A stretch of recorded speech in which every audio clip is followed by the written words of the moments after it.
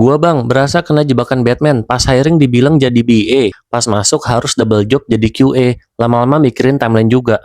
Nah ini nih, gue juga pernah guys. Waktu gue pertama kali jadi ITBA, gue pernah menjadi ITBA sekaligus juga gue menjadi QA. Jadi gue melakukan testing terhadap aplikasinya dan juga gue harus membuat skenario tesnya seperti apa. Tapi menurut gue, kalau misalkan merangkapnya satu role aja, BA dan juga QA, menurut gue itu masih oke guys. Selama project kalian itu fokus mengerjakan satu project aja, tidak multiple project. Kalau misalkan kalian ngerjain multiple project, udah jadi BA, jadi QA juga, kalian bakal kerepotan banget guys. Misalkan project pertama, kalian udah selesai requirement gathering, udah bikin FSD, dan juga udah bikin test case-nya, buat siap-siap tes aplikasi. Tiba-tiba, kalian nih, datang project baru lagi, kalian harus requirement gathering.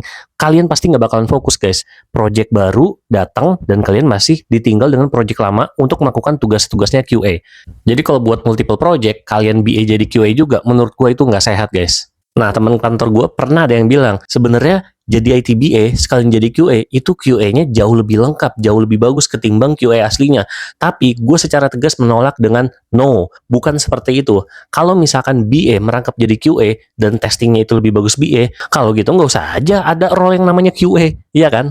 Sementara job desk QA aslinya itu ada banyak banget. Dia harus komunikasi sama ITBA, dia harus baca FSD, baca requirement-nya juga. Dia juga harus bikin test plan, bikin test case, bikin skenario test, membuat positif sama negatif testnya, dan dia melakukan banyak banget testing. Ada functional test, ada integration test, ada smoke test, ada regression test, dan juga harus UAT support ke kliennya. Belum lagi soal bug, dia harus mikirin bug reportingnya, apakah ini beneran bug, atau ini murni dari requirement yang kurang lengkap. Makanya gue nggak setuju tuh sama pertanyaan temen gue. Kalau testing yang dilakukan BA itu lebih bagus daripada testing yang dilakukan QA yang aslinya. Memang soal merangkap pekerjaan ini yang lebih dari satu role, kita harus teliti dan juga jeli saat proses interview guys. Jangan sampai kita tidak teliti. Kita harus banyak tanya ke interviewer perusahaan itu, job desk-nya apa aja. Dan kemudian di dalam tim project IT-nya ada role apa aja. Jadi kita udah kebayang tuh, job desk ITBA itu kita akan mengerjakan apa aja. Jangan sampai di dalam project tim IT di perusahaan yang kita interview, dia nggak ada QA, dia nggak ada PM. Siap-siap aja, kalian merangkap pekerjaan selain ITBA, bisa juga jadi ITQA, juga bisa jadi project manager. Karena di posisi gue sebelumnya, gue pernah jadi ITBA, merangkap jadi PM, dan juga merangkap jadi QA.